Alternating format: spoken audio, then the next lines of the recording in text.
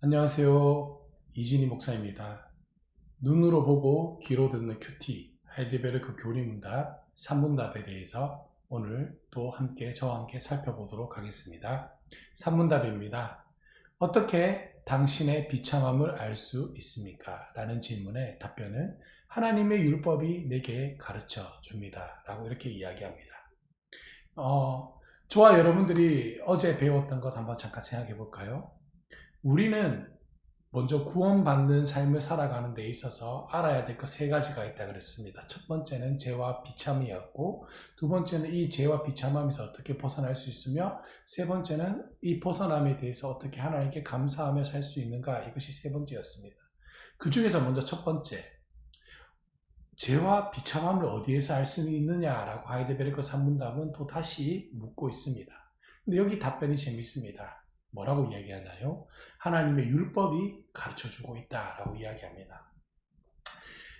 지금 신약 시대, 교회 시대를 살아가고 있는 저와 성도님들은 목사님들로부터 종종 이런 이야기를 많이 들었을 것입니다. 율법은 폐기되었다. 율법은 구약 거다. 그래서 율법은 내 삶에 중요치 않다라고 이야기하지만 전혀 아니라는 것입니다. 율법은 굉장히 소중합니다. 왜냐하면 율법은 하나님께서 모세를 통해서 직접 내려주신 거고요. 그러면 하나님께서 왜 모세를 통해서 율법을 내려주셨는가? 이게 중요하다는 겁니다. 율법이 담고 있는 그 율법 정신이 굉장히 중요하다는 겁니다.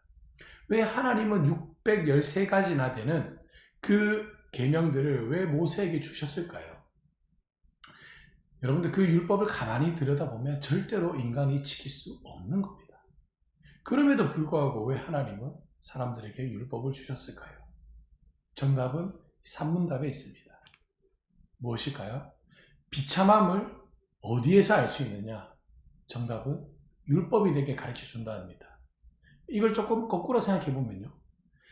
내가 율법을 못 지킴으로 내가 어떠한 상태에 있다는 것을 알 수 있습니까? 내가 지금 비참함에 놓여 있는 상태라는 것을 알 수 있다는 겁니다. 율법이 613가지인데요. 이거를 핵심적으로 10가지로 줄여놓은 것이 10계명입니다. 근데 여기서 예수님이 2계명으로 더 줄으셨죠. 무엇입니까? 하나님을 사랑하고 내 이웃을 내 몸과 같이 사랑하라. 이것이 예수님이 가르쳐 주신 계명입니다. 10계명을 2가지로 확 줄여놓은 거죠. 예, 그렇습니다. 그런데 그걸 지킬 수 있나요? 아니요, 못 지켜요. 못 지켜요. 그런데 원래 그것이 율법 정신이고 진짜로 예수님을 믿고 하나님을 바로 알고 예수님이 걸어갔던 그 길을 걸어간다면 하나님을 사랑하는 자여 이웃을 내 몸과 같이 사랑할 수가 있다는 겁니다. 예수님이 그렇잖아요.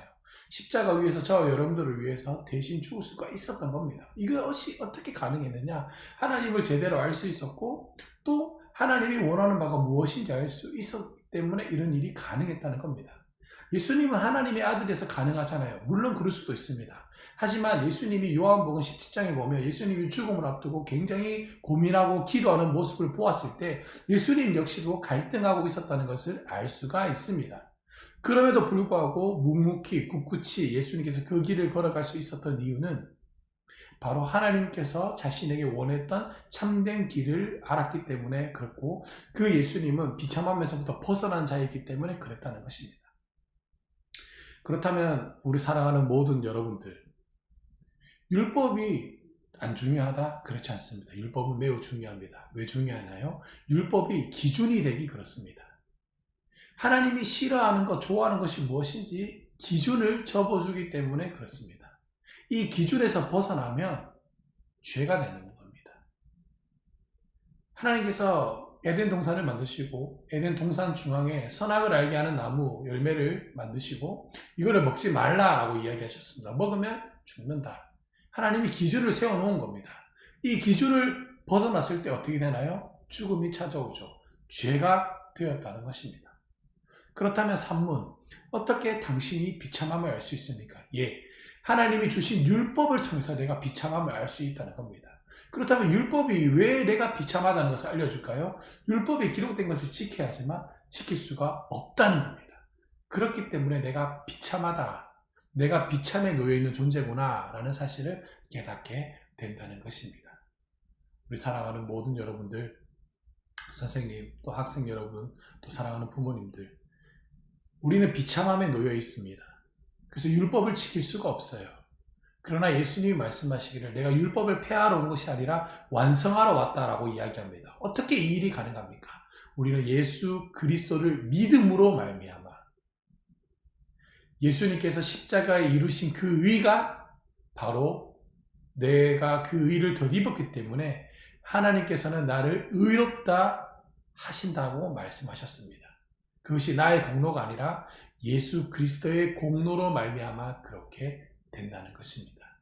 이 말씀을 잘 기억하시는 귀하고 복된 우리 모두가 되기를 주님의 이름으로 간절히 축복하며 소망합니다. 아멘.